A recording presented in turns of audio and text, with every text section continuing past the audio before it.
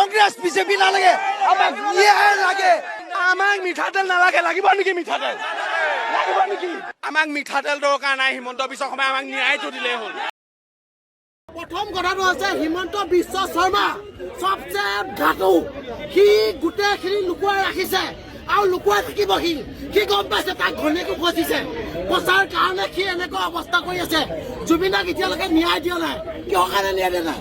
সি ইমান দিন হৈ গ'ল, সি লুকুৱাই আছে কিহৰ কাৰণে? সি চব কথাখিনি গম পায়, টোটেলি কথা গম পায়, এটা এটা শব্দ। আৰু 2026 হিমন্ত বিশ্ব শৰ্মাৰ চৰকাৰ শেষ।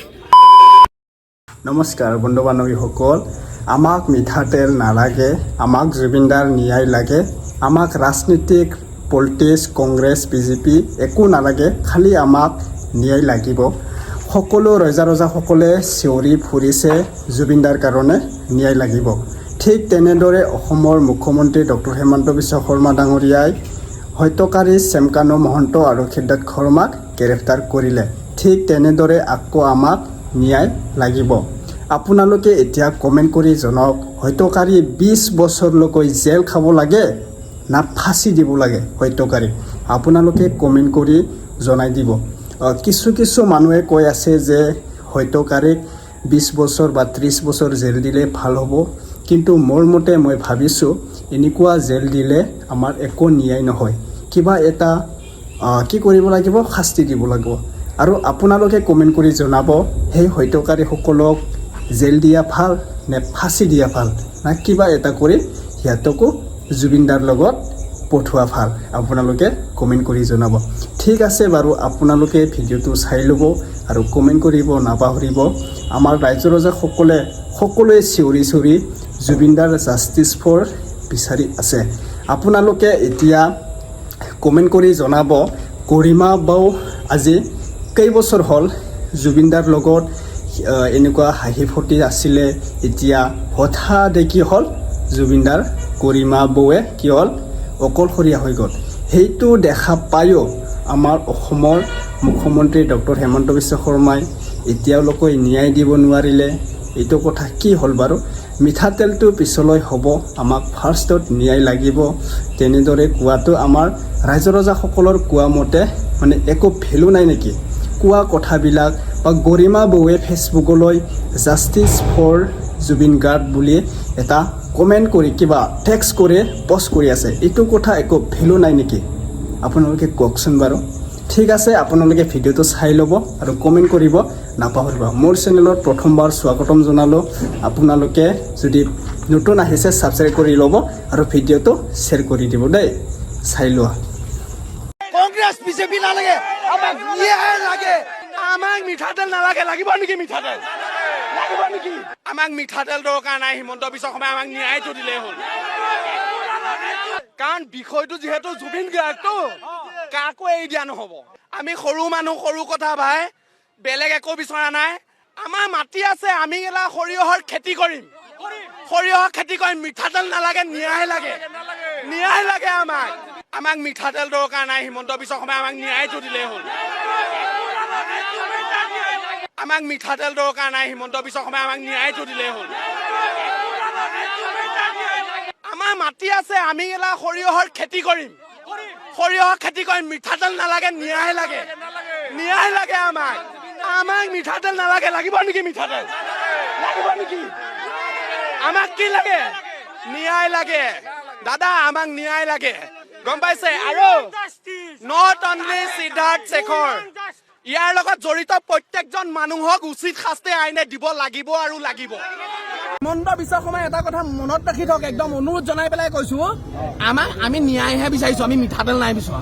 হিমন্ত বিশ্ব শৰ্মা ছাৰে যেনেকে কয় মই পাৱাৰফুল, মোতকে পাৱাৰফুল মানুহ কোনো নাই, কিন্তু ইমানেই পাৱাৰফুল তেওঁ শ্যামকানু মহন্তক ধৰিবলৈ 11 দিন লাগিলে। 11 দিন লাগিলে, তেওঁ কিমান পাৱাৰফুল আমি গম পাই গলো। ঠিক আছে, মোৰ আজি হয়তো মোক নাজানো, মোক হয়তো গুৱাহাটীৰ পৰা উঠাই দিব, মোক উঠাই দিব পাৰে, ঠিক নাই? কাৰণ কেলে মই হক কথা কৈছো যে বহুত মানুহে প্ৰটেষ্ট কৰিছে, ইহঁতক এদিনতে উঠাই লৈছে, কিহৰ কাৰণে হৈছে আৰু আমি ন্যায় কিহৰ কাৰণে পোৱা নাই? চাওক, আমি আচলতে গণতান্ত্ৰিক দেশৰ মানুহ হিচাপে ইমান দিনে ধৈৰ্য ধৰি আছো। প্ৰথম দিনৰ পৰা আমি ধৈৰ্য ধৰি আছো। আমি ধৈৰ্য কেলে ধৰি আছো? যে আইন আদালতৰ ওপৰত আমাৰ বিশ্বাস আছে। আইন আদালতে আমাক কিবা এটা সঠিক দিব উত্তৰ এটা দিব আমি সেই উত্তৰটো পাম বুলি ভাবিছো কিন্তু আমিতো মিঠাতেল বিচৰা নাই এইটো সময় দালি বিচৰা নাই 19 তাৰিখৰ পৰা আমি খুবত আছো আমি অসমীয়া মানুহ হয় মই হাজৰিকা টাইটেল লিখো হা মোৰ লখিমপুৰত ঘৰ আমাৰ মাটি আছে আমি সৰিয়হৰ খেতি কৰিম আমাক মিঠাতেল নালাগে আমাক চৰকাৰেও মিঠাতেল নালাগে আমাক জুবিন দাৰ ধুনীয়াই লাগে কিয় হৈছিলে কোনে কৰিলে যদি বিষ দিছিলে কিয় দিলে সি কি পাব লগা আছিলে জুবিন দাই ইমান বছৰৰ পৰা গান গালে 5 কোটি টকা দি পেলাই ঘৰ এটা কিনিব নোৱাৰিলে আজি আমি অসমৰ আমি জনতা আছো জুবিন দাৰ লগত হা জুবিন দাক আমি প্ৰতিটো মানুহে এটকাকে দিলেও কোটি কোটি টকা হ'ব গতিকে এইটো কোনোবাই ভাবিব নালাগে যে কি জুবিন দুখীয়া জুবিনৰ তহঁতি টকাহে মাৰিছ জুবিনৰ লগত হাজাৰ হাজাৰ লাখ লাখ হৃদয় আছে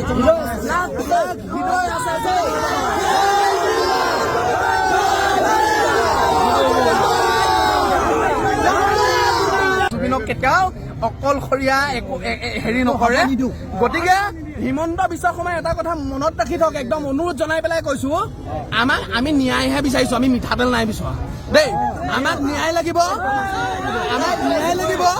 অন্যথা যদি কেতিয়াবা জেলৰ পৰা যদি শ্যামকানু মহন্তহঁত যদি ওলাইও আহে নহয় অসমৰ ৰাস্তাত য'তে দেখিম ততে পিটিম ততে পিটিম এটাই কথা হ'ল আমাক ন্যায় লাগে তাক ফাঁচি দিব লাগে এইটো কথা আমাক লাগিব ফাঁচি লাগে আমাক যদি ন্যায় বিনিময়ত যদি আমাৰ নিচিনা মানুহে যদি জান দিব লাগে আমি যদি ৰাষ্ট্ৰপতি হ'ব লাগে আমি হ'ম পুলিচৰ মাৰ খাব লগা থাকিলে খাম আমি জেল খাব লগা থাকিলে খাম কিন্তু কি লাগিব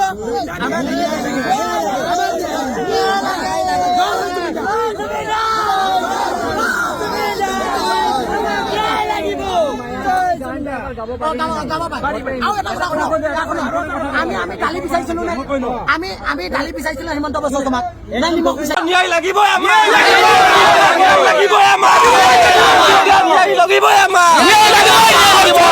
এইখন চৰকাৰে কি কৰিছে বিজেপি চৰকাৰখনে জুবিন দাই ন্যায়ৰ কাৰণে সিহঁতে বেলেগ এটা পথত মানুহক দেখাই দিছে যে জুবিন দাৰ আমি 3 মাহ টাইম লাগিব 3 মাহ পিছত টাইম দিম সিহঁতে 26ত জিকিব তাৰপিছত যিকেইটা আছে শ্যামকানু সিদ্ধাৰ্থ সিহঁতক আৰু পলাই পতাং দিব এনেকুৱাকে অসম ৰাইজে এইবাৰ কিন্তু এৰি নেদে বহুত সহ্য কৰিলো আমি এইবাৰ আৰু গৰিমা বুক এটা কথা কওঁ আপুনি ৰাস্তাত ওলাই আহক আপোনাৰ বেগত আমি জুবিন দাৰ যেতিয়া মৃত্যু হ'ল তেতিয়া যিমান মানুহ আছে গোটেই আমি জমা হ'ম আৰু এটাক মই চবক এটা কথা কওঁ যে আমাৰ যিমান সাংস্কৃতিক জগতৰ আছে না আমাৰ কণ্ঠশিল্পী সমাজ একগোট হ'ব লাগিব আজিৰ তাৰিখত জুবিন দা নাই মানে আজি কণ্ঠশিল্পী সমাজ একগোট হৈ কিনে চানমাৰীত যেনেকুৱা এটা প্ৰতিবাদ হৈছিল কান্তলতে সেনেকুৱা প্ৰতিবাদ নামাক লাগে যদি জুবিন দাই ন্যায় নাপায় সেইটো কথা স্পষ্ট কথা জুবিন দাৰ যিটো হত্যাকাণ্ড না সেইটো হত্যাকাণ্ড কিন্তু কোনেও মানি ল'ব নোৱাৰে ইয়াৰে ন্যায় লাগিব এইটো 100% অসমৰ মানুহৰ এটা আত্মা গুচি গ'ল অকল জুবিন দাৰ আত্মা বুলি নহয় প্ৰত্যেকটা মানুহৰ আত্মা গুচি গ'ল আমি খালি এনে বাচিহে আছো এতিয়া আমাৰ একো নাই জীৱনত আমাৰ একো নাই আমাৰ আত্মা গুচি গ'ল গতিকে ইয়াৰে হিমন্তই আমাক আজি ধৰি নিব পাৰে কিন্তু গৰিমা বৌ আপুনি আছে না আপুনি ৰাস্তাত ওলাই আহক আপোনাৰ লগত যিমান মানুহ জুবিন দাৰ মৃত্যু টাইমত আছে তো আমি গোটেই মাখানে আহিম সেইটো আমাক একতাটো লাগিব ধন্যবাদ কিন্তু জয় জুবিন দা ন্যায় লাগিব আমাক জয় জুবিন দা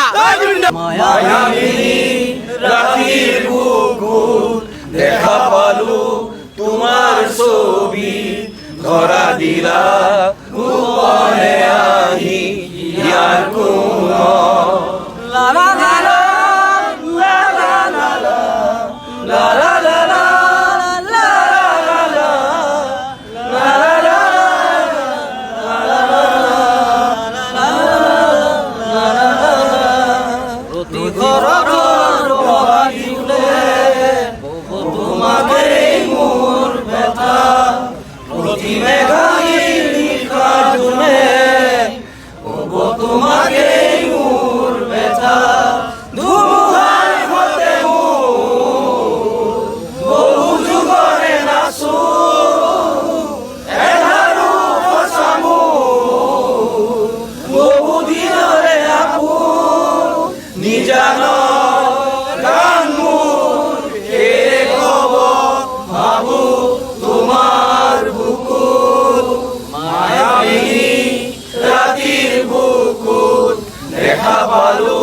তোমাৰ ছবি ধৰা দিলা